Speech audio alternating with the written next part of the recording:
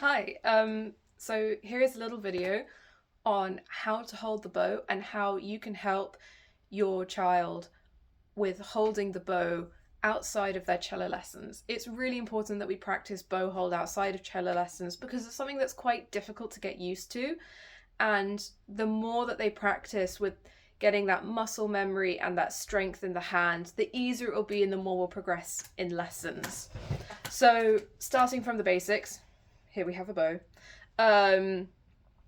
One bit of bow care is there's a knob at the end of the bow, and we can loosen it, so lefty loosey, and you'll see my bow hair is now flabby and looks like individual hair.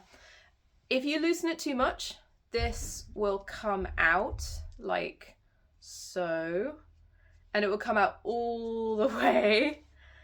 Oh dear, oh dear, oh no, this has happened. Don't panic. You can just put the bow back together. Make sure that the bow hair isn't twisted around, and then you can put the screw back in and then tighten it up. So once you've finished playing, once you're about to put the bow back into the case, make sure that the bow hair is nice and loose. And then when you are ready to play, make sure that you tighten it up. When you're tightening it up, you will know that you've gone too far if the bow looks like a bow and arrow where the stick has warped up like this, like a frowny face. We want it to be kind of neutral and straight, or like a smiley face. A way of telling whether it's tight enough is if you bounce it on the back of your hand, it should be bouncy. If it's not bouncy, then you've not tightened it enough. And it can't be too bouncy, but you'll know that you've tightened it too much if it's a frowny face. Okay, so when I'm introducing students to the bow, we do something called a floppy bunny, which is with the right hand. With the right hand, you're gonna make your hand really floppy like this. You can do little warm-ups where it's kind of floppy and then tensing, floppy, then tensing, making little circles, all to help with the dexterity of the fingers. The floppy bunny is where we take our middle two fingers and we put the thumb behind the middle two fingers. We curve the thumb around the back and we put the thumb halfway down the fingers, so not right at the end, not right at the top, but just halfway like this. The end two fingers can just kind of stay loose like this. This is our floppy bunny. Then we can progress to using a pencil or a finger, and this is the carrot, this is the floppy bunny, and so the floppy bunny is going to eat the carrot. I think the reason why it's called a floppy bunny is because these look like floppy bunny ears, and then this is like a little floppy bunny mouth. I don't know. Okay, so the floppy bunny is going to come down and eat the carrot. Yes, tasty. You notice the fingers are drooping down the side.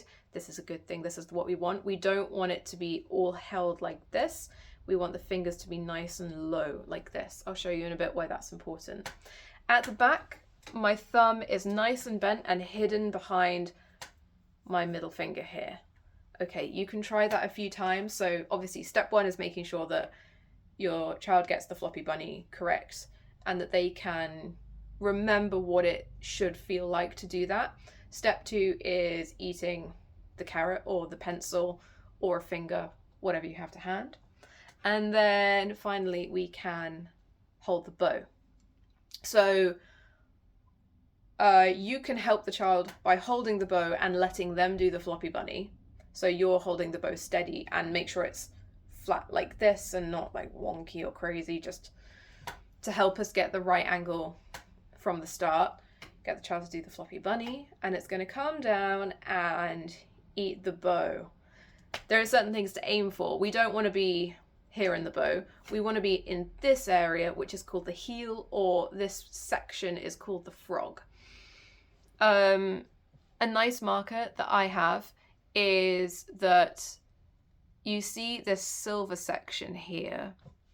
I'm aiming for the pad of my middle finger to be on that silver section, and then the hand tends to end up in the right place, and I think this is a fairly foolproof method. So this is kind of where we're aiming for with our Floppy Bunny. And you can see, okay, middle finger there.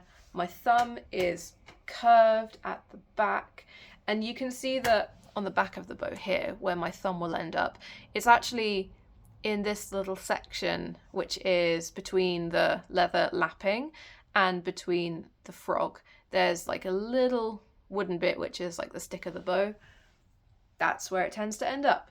And this is a nice bow hold. It's a nice bow hold because we've got the thumb bent at the back.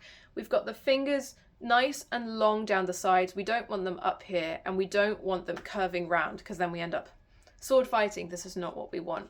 So everything's just kind of resting, and essentially it's the first finger can gently curve around, not like all the way, but can gently curve around the stick, and the little finger can support, and the thumb supports, and those three things are holding the bow in place.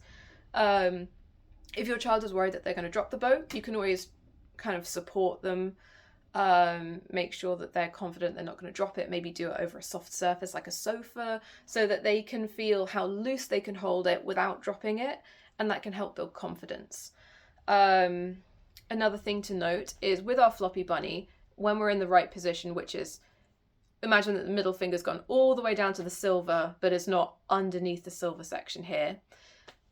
You'll notice that we've got a hole here that I can put my finger through. That's a really good exercise for you to do, because it is showing that the fingers are nice and elevated. Sometimes if your child then goes on to play a bit, we can lose our nice bow hold. So I'll show you some things that can happen. Maybe this, maybe this. So you see how my little fingers collapsed in. If you tried to slide your finger through, you couldn't. And that's not necessarily the best thing. So as your child plays, it's really important to keep on correcting the bow hold, or just say something like, oh, reset your bow hold, so they can go through the process of Floppy Bunny, bow, okay, done. And I think it's nice for them to go through the set steps rather than, oh, reset your bow hold, okay, I'm just gonna fix it, oh no, wait, it's not fixed. These set steps are really, really useful just for consistency's sake, and I really recommend doing them. So thank you very much.